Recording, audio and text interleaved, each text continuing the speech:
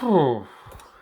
Allez, c'est parti donc pour une nouvelle vidéo sur le tiroir, numérique. Alors ça, c'est un concept que j'aime beaucoup. C'est, de regarder si dans ton téléphone ou ton PC, ça ressemble pas un peu au tiroir que tu viens de voir. Voilà, avec plein d'outils, plein d'applis, plein de trucs, voilà, la moitié des choses que tu sais plus, que c'est là. C'est lourd, ça te stresse plus qu'autre chose et ça, c'est vraiment, un sujet que j'adore, hein, surtout avec les gens que j'accompagne, c'est d'aller faire le ménage dans tous ces trucs de, voilà, outils numériques, applications, logiciels. Alors, bon, cette vidéo, elle est plus effectivement sur le numérique, mais ça peut s'appliquer aussi. J'avais fait cet exercice-là avec un artisan, je me rappelle, hein, avec son établi. Donc voilà. Alors, on continue. Donc, qu'est-ce que c'est ce truc du tiroir numérique? Ben, c'est toujours pareil, c'est de regarder si aujourd'hui tu n'as pas trop d'applications, trop d'outils et au final, une efficacité faible, hein. Reste bien jusqu'à la fin de la vidéo parce que je vais te donner des conseils pour, voilà, nettoyer ce tiroir et retrouver de l'efficacité. On va aussi faire un peu le tour de pourquoi ce tiroir souvent il est plein, pourquoi aussi, c'est plus fort que toi des fois d'aller faire, ce que j'appelle, l'écureuil à application, d'aller chercher des noisettes. Donc voilà, reste bien parce qu'on va voir tout ça là dans cette, vidéo. Donc pourquoi notre tiroir numérique déborde? Bon, la première chose, c'est que souvent, hein, on a la promesse des gadgets miracles, ce que j'appelle. Donc c'est que les outils, de toute façon, hein, voilà, il y a un bon marketing derrière aussi, ça te permet aussi, l'argument, c'est que ça va tout te simplifier. On a souvent du biais du survivant aussi, on a beaucoup de personnes qui proposent des outils parce que eux, pour eux, ça fonctionne et ça, j'en parle, beaucoup de fois sur cette chaîne. Mais bon, c'est pas parce que ça fonctionne pour lui que c'est bon pour toi. On a énormément d'outils, beaucoup de domaines aussi, voilà, les créateurs d'outils sont inventifs, hein, que ce soit sur la compta, le juridique, la banque, les prises de notes, la productivité gestion, le bien-être, suivi des habitudes. Bon, tu vois tous les automatisations, ça c'est la mode en ce moment là. Voilà, tu vois tous ces types qui te montrent des vidéos là avec, 10 000 trucs, connectés machin, voilà, qui est censé te faire gagner beaucoup de temps, d'énergie et d'argent. Bon déjà, pour le foutre en place, bon courage. Une fois que tu l'as mis en place, si ça fonctionne et que ça tombe pas en panne, c'est déjà bien. Et puis voilà quoi, il y a un moment, c'est pas fait pour tout le monde aussi. Ça, j'en parlerai dans une autre vidéo, hein. Voilà, ça, c'est les automatisations, ça plaît beaucoup au profil que j'appelle plus mentaux ingénieurs, quoi. Mais après, voilà, il y a quand même une grosse partie de la population qui est vraiment hermétique à ça.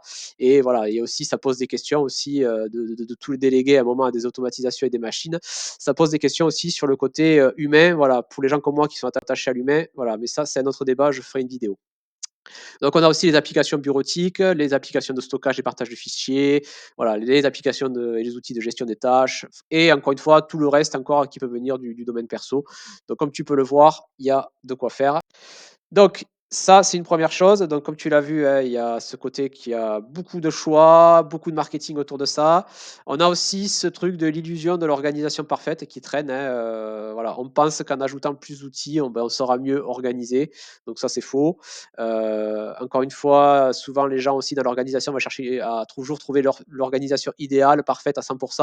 Or, moi, comme je le dis souvent, je préfère une organisation qui tourne à 80 mais qui tourne, que de perdre beaucoup d'énergie sur essayer de boucher les 20% voilà, avec des outils, des machines, des optimisations. Parce que, encore une fois, sur le long terme, c'est pas là que tu vas être gagnant. Euh, Ça répond aussi à un réflexe occidental, hein, encore une fois, qui est problème-solution. Problème égale souvent ajouter plus des outils. Voilà, c'est un truc très très occidental. Voilà, l'occidental, il va jamais te dire on a un problème, on va essayer d'enlever quelque chose d'abord. Voilà, ça c'est plus compliqué, hein, pour lui. Ensuite, voilà, encore une fois, il y a aussi l'inconscient collectif, hein, voilà, on aime bien être débordé, chargé à fond. Tu vois, quand je te dis ces quelques mots, tu peux regarder ce que ça fait en toi. Par contre, si je commence à te parler de vie, de simplicité, espace, tu peux avoir peut-être un petit pincement au ventre. Voilà, je vois ça chez beaucoup de gens.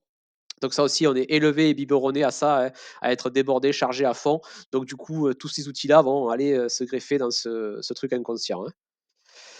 Donc les problèmes ensuite, avec ce tiroir qui déborde, hein, encore une fois, quand tu as trop d'outils, de machins, de trucs, beh, effectivement, tu vas avoir de la dispersion, hein, c'est voilà, tu as plein d'outils, c'est compliqué, ça peut créer des boucles ouvertes. Il y a aussi le context switching cost, voilà, désolé pour l'anglais, mais c'est le truc qu'à force de naviguer entre tous les outils, on perd un temps et une énergie folle et ça crée, voilà, ça crée encore une fois des boucles ouvertes, il faut faire des connexions, donc ça, c'est un peu compliqué.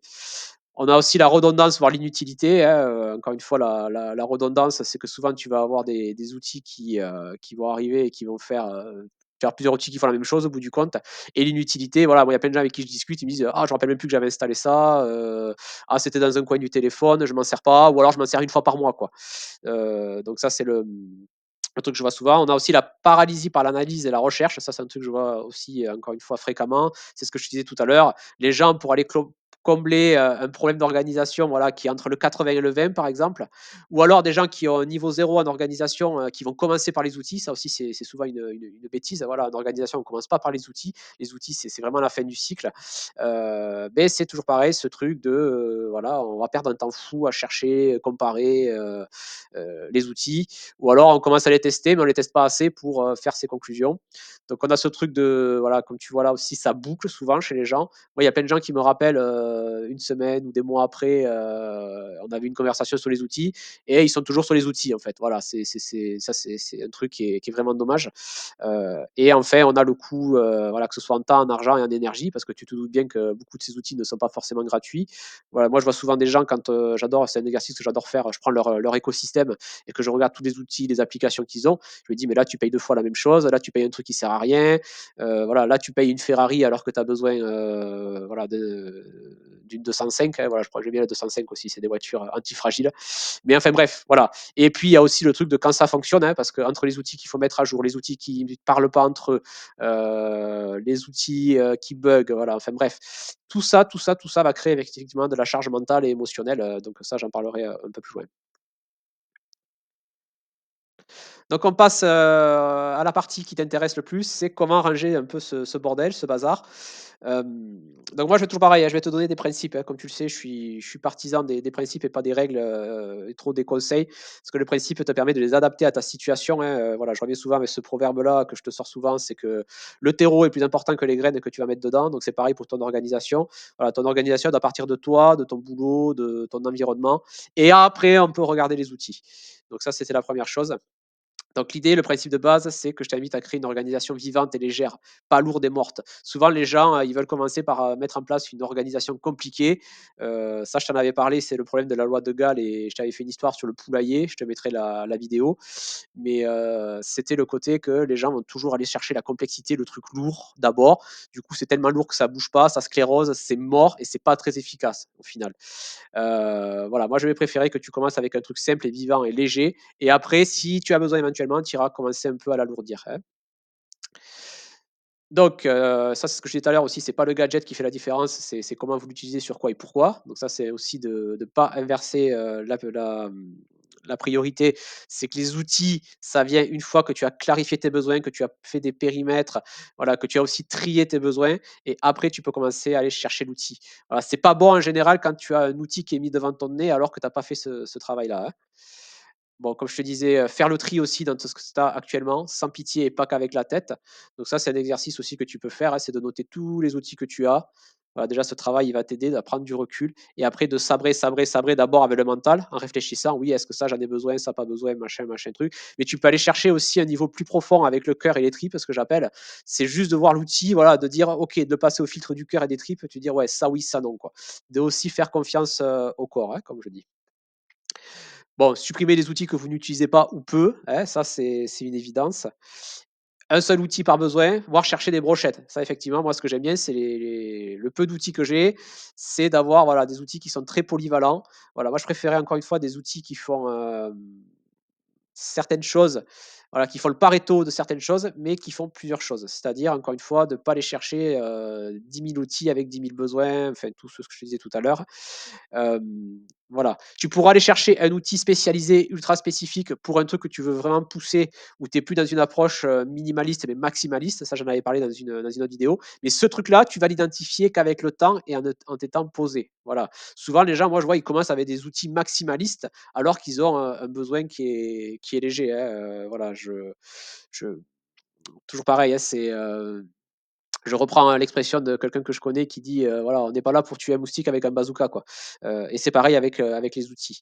Donc ça, c'est vraiment une règle de base, un seul outil par besoin, et chercher des brochettes, c'est-à-dire chercher des outils qui vont arriver à prendre plusieurs choses, du coup. Ensuite, autre solution, hein, c'est ce que j'appelle l'art du rotophile, hein, c'est épurer les besoins, hein. Encore une fois, souvent les gens prennent un outil et se créent le besoin, alors que voilà, la première priorité aussi, c'est de regarder ce que tu as vraiment besoin au quotidien. Est-ce que tout ce que tu fais est nécessaire? Voilà, c'est tout un travail, encore une fois, ça, qui plaît pas à l'occidental, plutôt de lâcher, d'enlever des choses plutôt que d'aller chercher un outil, quoi. Comme encore une fois, il y a rien de pire que s'organiser sur un truc qui sert à rien, hein, donc ça c'est, règle prioritaire aussi. Et celui qui tient l'outil, on en a parlé plus haut, c'est aussi d'avoir des outils qui te parlent et qui te correspondent. C'est pas parce qu'un type te fait une vidéo YouTube sur un outil qui est génial pour lui, machin, tout ça, qui va révolutionner ta vie, qu'il est forcément bon pour toi. Voilà. Moi, de temps en temps, je te fais des vidéos où je te parle d'outils. Je t'ai parlé de Freedom récemment. Je vais te parler de Workflowy prochainement que j'utilise contre Notion que je déteste, par exemple. Alors que Notion, on va te le vendre que c'est le meilleur, c'est génial, mais Notion ne va pas à tout le monde. Voilà. Donc ça, la vidéo, elle arrive, hein. Vous sentez que Notion, pour moi, c'est un truc compliqué. Mais voilà, encore une fois, c'est toujours pareil de garder ce truc en tête que c'est toi la priorité et que tu vas trouver l'outil qui te correspond et à tes besoins et à ton environnement, quoi, hein. J'en reviens à ce que j'ai dit tout à l'heure. Le terreau, la terre est plus important que la graine que tu vas mettre dessus. Et enfin, hein, quand tu as un outil, vraiment, teste-le, épure-le, pousse-le à fond. Moi, c'est un truc que j'aime bien faire, hein, voilà. S'il y a un outil qui arrive, sous mon nez, qu'il a passé mes barrages, parce que mes barrages, ils sont quand même, assez costauds. Voilà, j'ai une checklist où déjà je trie si oui ou non. S'il a passé mon barrage corporel que je te disais tout à l'heure, là, OK, je vais le tester, je vais me mettre une durée, je vais me mettre un périmètre, je vais mettre sur quoi je vais mesurer. Voilà, ça, très peu de gens le font et à partir de là, voilà, on va voir s'il passe le crash test. Et je peux te dire que quand tu fais ça, tu vas éliminer un paquet, un paquet, un paquet d'outils. Voilà, et dernier principe, hein, les outils sont là pour te créer une méthode, des stratégies et pas un musée. Voilà, c'est pas parce que tu auras le plus d'outils et de pièces de collection, comme on dit, que tu vas être plus productif. Ça, c'est faux. Conclusion, donc cherche une organisation qui respire, hein. Pour moi, c'est vraiment ce que je te disais tout à l'heure, hein, vaut mieux moins d'outils, mais un truc qui avance, peut-être imparfaitement, voilà, que chercher pendant des années le bon outil ou d'avoir tellement d'outils que c'est long, ça avance pas, voilà. Ne deviens pas, l'administration française, quoi, qui va te mettre, 1 mois, pour répondre à pour un abri de jardin, quoi.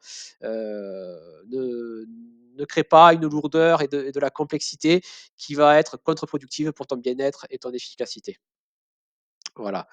Bon, je te laisse quand même un petit défi, hein, si tu veux t'amuser, hein, c'est, de voir, quel est l'outil qui te sert à rien actuellement là dans ton tiroir numérique que tu peux enlever, que ce soit sur ton téléphone ou ton PC. Tu peux le mettre en commentaire si tu veux, hein, voilà, n'hésite pas. Et puis voilà, et si tu veux qu'on discute de tout ça et qu'on trouve ton organisation et ton tiroir numérique, Pareto, impactant, focus, contacte-moi, hein, je te mets le lien, en description et on peut en discuter. Allez, je te dis à très bientôt, pour une nouvelle vidéo.